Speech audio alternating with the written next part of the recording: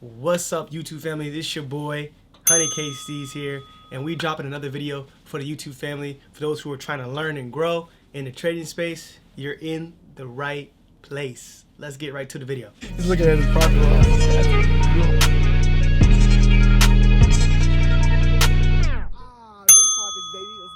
So in this video, we're gonna be talking about how to get entries that count, right? And so we're gonna cover a couple of things in this video. I'm gonna go ahead and go over the things we're gonna cover, and then we're gonna go right into it, guys, right into the thick of it, all right?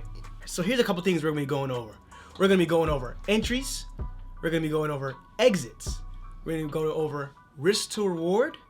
We're also gonna be talking about fake outs and pairs, just all different types of pairs as far as how to really understand them and the reason why each pair is very, very unique. So let's get right to the video. All right, so top-down analysis. This is, so look, I'll explain it this way. A top-down analysis is, I know you're not talking about no top-down analysis again. What? I mean, you're talking about top-down analysis for like the 15th time. It's like, is that all you talk about? Like, I don't understand it, man. Like, I really don't get it. I mean, I always talk about top-down analysis. I don't know. I mean, I'm thinking they need to hear it again because I keep saying it over and over. I don't know, man. You know, it seems like that's all you talk about, bro. It's over and over again to the point where it's like, dude, do you even know what you're talking about? Analysis that. Oh, you need to look at the higher time frames. Just get out. This and this. All right, fine. So you guys know what top-down analysis is. Go ahead and just go to my past videos to explain. I'll go into deep detail what a top-down analysis is. I'll actually show you what a top-down analysis is in those videos because it's clearly over with. I'm not gonna keep talking about it, but the reason why I have it set here is because you need to do it almost every time you trade. Like, top-down analysis is like a necessity, right? And so when you're trying to find an entry, you gotta know what's happening on the higher time frame so you can line yourself up. So that's all I'm gonna say about top-down analysis, guys. Let's move to the next point. All right, entries. So the thing about entries, and the reason why a lot of people have trouble getting entries, is because they're really not focused on the charts. And I'm gonna explain in just a little bit. Your entry determines your exit, and your risk to reward determines your trade. Let me say that again. Your entry determines your exit, and your risk to reward determines your trade. Now, what I mean by that, anytime you're entering the market, you need to have an exit. But the entry will also tell you where you're gonna be exiting at. You get what I'm saying? So when you enter on a 4-hour, you're gonna be looking for structure on a, let's say we're selling, you're gonna be looking for structure onto the downside for your exit. And depending on where you enter at, it's gonna be depending on where you wanna exit to get you the best risk to reward, if that makes sense. Now, if the risk to reward isn't good, then the trade itself is kinda out the window. If you're not accepting the risk before you get in a trade, you're not a trader. So go ahead and hop off this video and actually, you know, if it does you any service, go ahead and unsubscribe because this is for real traders that are trying to learn and grow, and you can't be taking trades without knowing what you're willing to risk. Don't get me wrong, guys. I've been there. You know what I'm saying? I've gotten in trades and I'm like, I put a full lot on there. I'm like, I don't even know what's going on. It happens. And don't get me wrong, you're gonna make mistakes and you're gonna progress. But if you keep doing it over and over again, it's no longer something that you're learning from. It's just something that you don't wanna do. And you're just a gambler. So find another channel. This isn't for you. Now here's 3 important tips that you need to hear about entries. And I need you guys to write these tips down. You have to wait for the candles to close to actually get in a trade. Candle closures are very, very important to entries, guys. You can't just get in when the market is got 3 minutes left on a 15-minute candle or an hourly candle and expect to get in a trade. You gotta wait for that candle to close. This is something I learned a while ago, but ever since like somebody has taught me that and I've started to pick up on it, I don't do it no more. Like, I literally wait for that candle to close. Candle closures are imperative, guys. So that's tip number 1. Your exit is your goal, but you must follow structure. So what do I mean by this? When you're taking a trade and you plot out your stop loss, you plot out your take profit, let's say we're selling, you plot it all out, you have your target, but you have to follow the structure. The structure is gonna tell you when that market is done, right? So if you guys are interested in really understanding when reversals start coming in, when to understand when you're getting a transition, when you're getting a breaker structure, Guys, check out my back test with me episode right over here to the left, guys. Go to my profile, check that video out. It's gonna go into depth on understanding market structure when it reverses. But you have to understand that because you can't hold every trade to its target because sometimes they don't go there, right? So you gotta manage yourself on another level with the structure so you're able to actually keep the profits that you well deserve. All right, tip number 3 is gonna be accuracy. What do I mean by this? Get your accuracy up. Get better at the charts. Become more accurate in your execution so you're able to handle and manage your wins more. This is very, very imperative, and this is something I'm really just starting to push into these last maybe 6 months or so.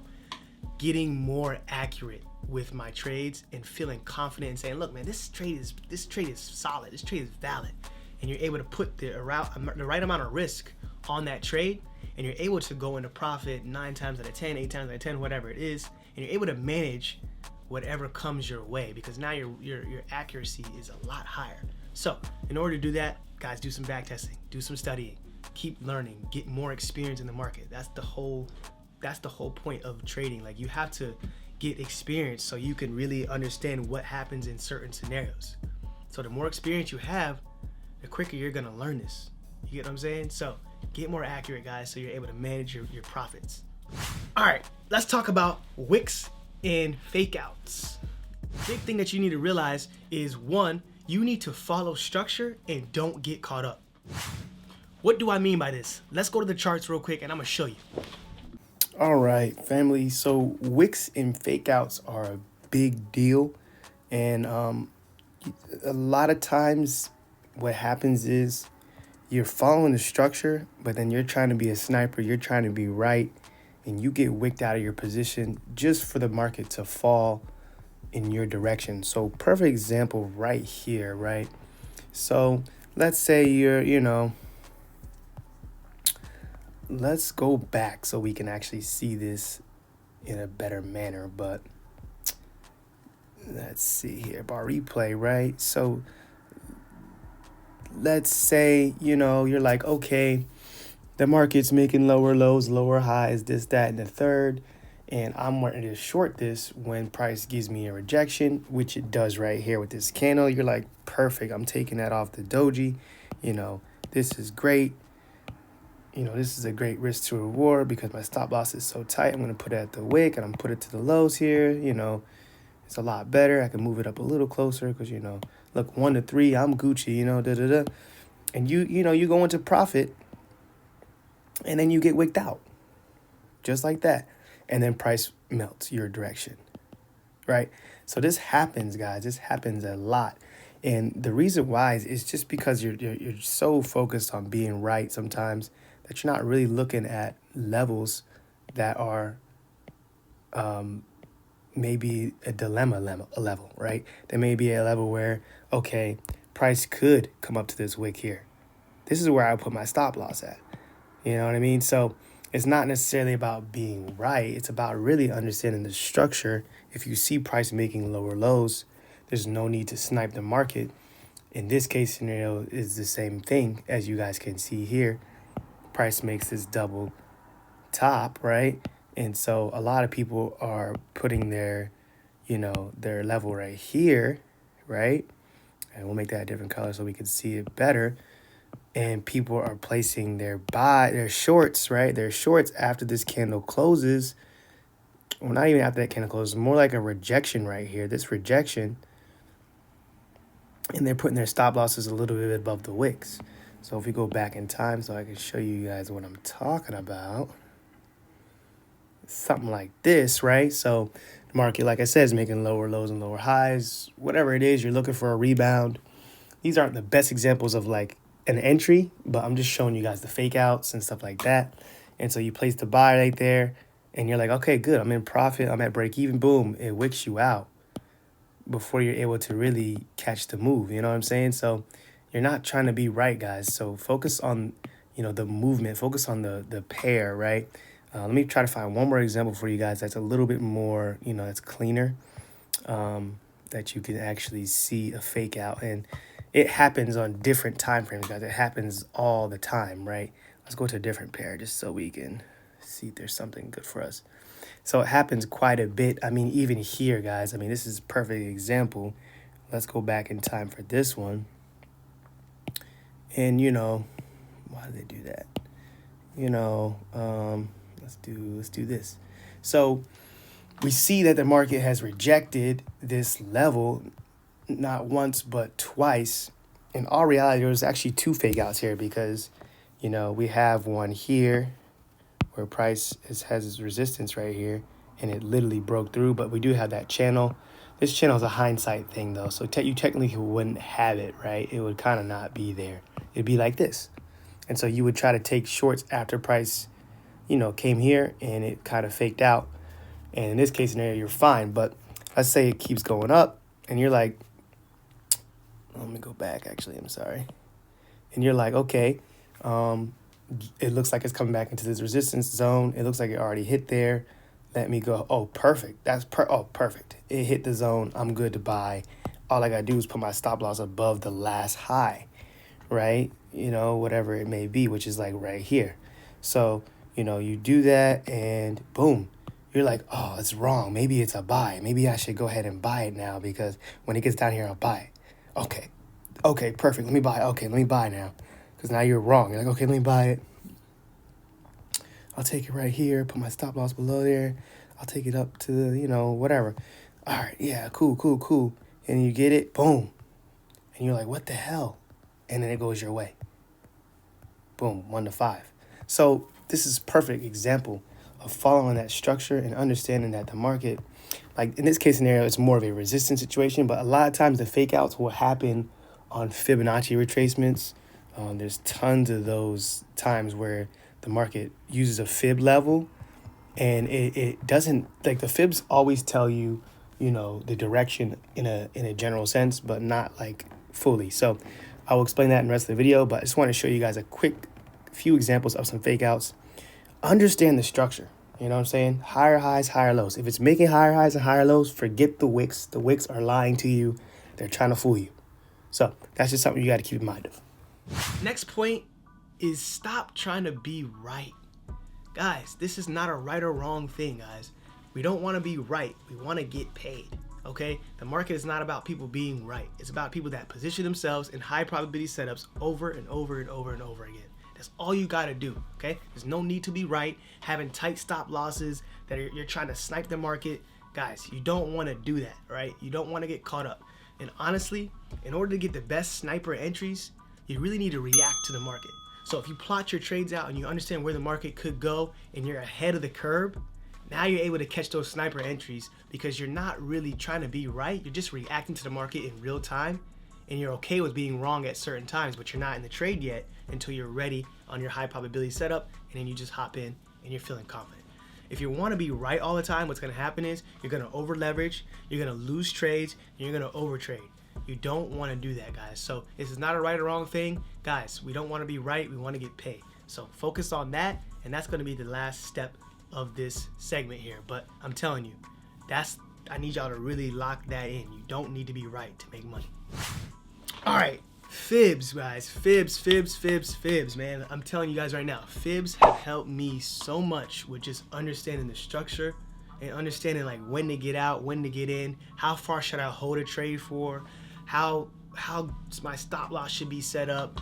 It lets me really have a good guide on what's going on and not really trying to be, precise or correct as far as like, basic execution. Don't get me wrong, we can go zoom in and figure out how to execute on smaller time frames and find some accurate entries, but the fib is like training wheels, guys. It really sets you up. It gives you an idea of what you need to do as far as getting in, getting out. It sets your targets, and it really allows you to have a template so you can see the market from a different perspective. So guys, if you guys want more information on the fib, I'm telling you guys right now, go ahead and go to the description below, join the MTC family. We're going to be teaching people a class actually on the fibs, I think next week.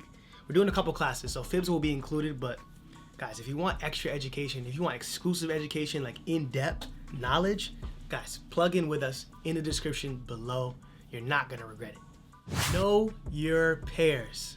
Like, I need you guys to understand that each pair has a different personality, it has a different way of moving, and it has a different way of actually showing what it does in the market. You get what I'm saying? So just on that alone, you're gonna stop trying to put everything in one box. You're not gonna try to make everything black and white, because in this market, each pair has its own unique way, and everything drives it. Like, different things drive different pairs, right? So that tip alone should help you kind of start breaking up some of the things that you think you know about certain pairs, or even just trading in general.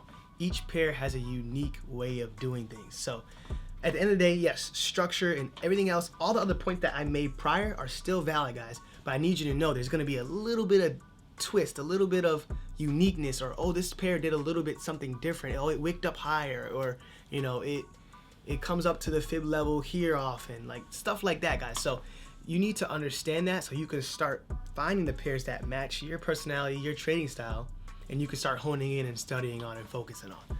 So that's the last tip of this video. Like I said, guys, this is a short, quick, to the point video, but it's gonna be packed with information. I know I packed so much value in this video for you guys, and hopefully you guys are able to take this knowledge and pass it forward. Please share this video with anybody you think that needs it, but also come back to this video, take notes. Go in the comments below and ask me questions, guys. I love when people ask me questions or give me suggestions on what I should do next, okay? All right, so that's gonna be the end of the video. Again, thank you so much for watching and participating and plugging into this information, because, guys, I do this for you, all right? I do this for you. So, as always, leave a comment below, like, put a thumbs up on the YouTube for me, and of course, subscribe to your boy. This is your boy 100K Steez. Peace out.